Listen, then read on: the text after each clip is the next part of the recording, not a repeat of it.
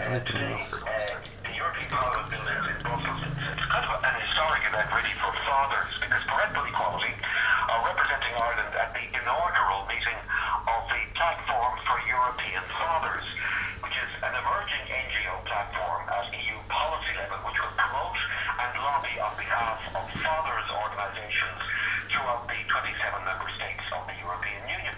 And Joseph Egan is one of the Irish representatives in Brussels this morning. Joseph, good morning to you. Good morning to you. How are you? Very well. So what exactly are you hoping to achieve by, not just today, but by this campaign in general, Joseph? First thing I want to just stress is parental equality is a shared parenting and joint custody. It's a voluntary support group for fathers who are experiencing relationship breakdown and parenting issues in Ireland. Now, the difficulty is that men haven't, and fathers particularly, haven't had a voice. This is going to be historic because it's the first time that there will be a voice in Europe for fathers.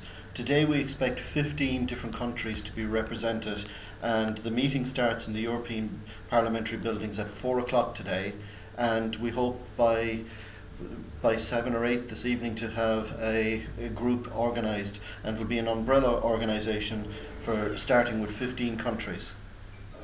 And obviously the hope then will be to start lobbying MEPs to get better rights for fathers all over Europe. That is correct. That is one of the reasons. We have a number of different appointments set up here today and this week. We'll be here in Brussels until Thursday of this week, and we have various appointments set up, and we will be putting in parliamentary questions. However, one of the things that we're hoping to do is to also create a special interest group to also raise the awareness for fathers.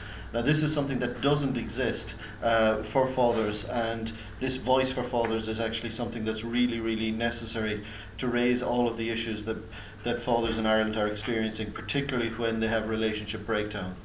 Have you had the opportunity, Joe, to compare legislation in this country in the context of what rights fathers have versus our European colleagues in places like Holland or Germany or France?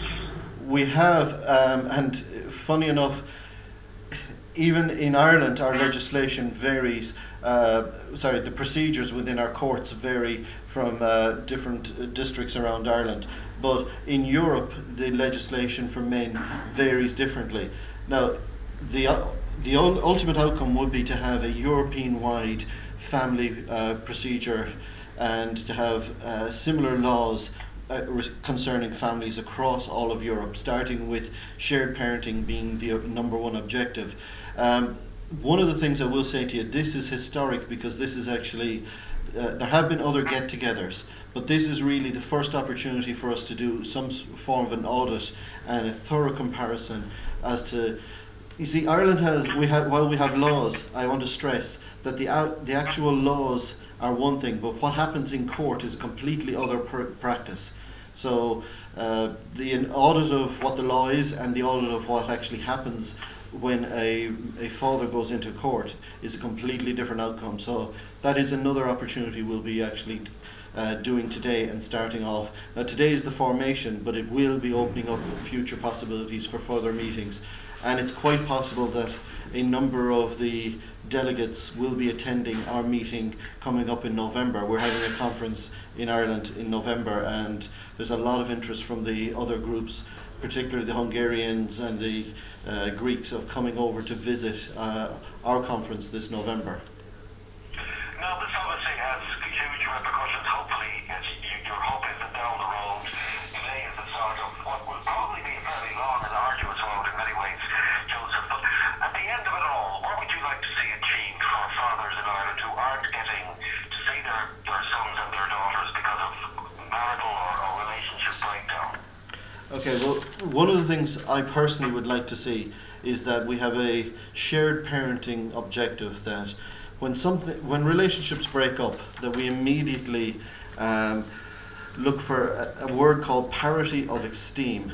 Now, if we could just base a situation, the marriage or the relationship doesn't work out, but both parties immediately get to be equal parents, that you start off with the basis of 50-50 parenting, Now, if there is reasons, and I'm saying evidence and reasons why it should be other, then that should be explored, and that should be explored through the proper procedures. But unfortunately in Ireland, we have a default position that fathers are quite happy and content to get access maybe every weekend to their children. And we call this the culture of prescription, which means men themselves expect no more than that when they go into a dispute situation. Now that's not good for the children, and the children would have had their father 50% of their lives, and suddenly that's not going to happen because the relationship no longer works.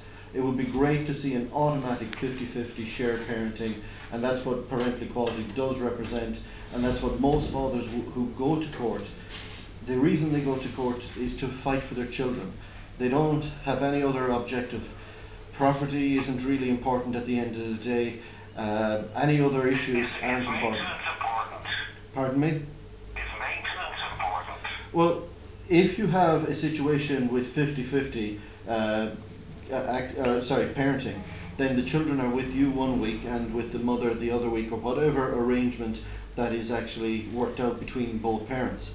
And then the issue of maintenance doesn't crop up, because both parents are doing what's best for their children, and there's whatever fees pop up in terms of schooling or medical expenses, they're both mutually involved. So the whole thing about this set fee, children don't work on set fees. If something crops up and the child wants to do ballet or wants to do football or needs a new set of football boots, that's something that both parents, when in a relationship, would sit down and work out. And we're trying to encourage this non-adversarial relationship where parents work together, because obviously that whole word that you said, maintenance, that's negative. That involves conflict. That involves obligation. It's one of those things. It's a privilege to be a father.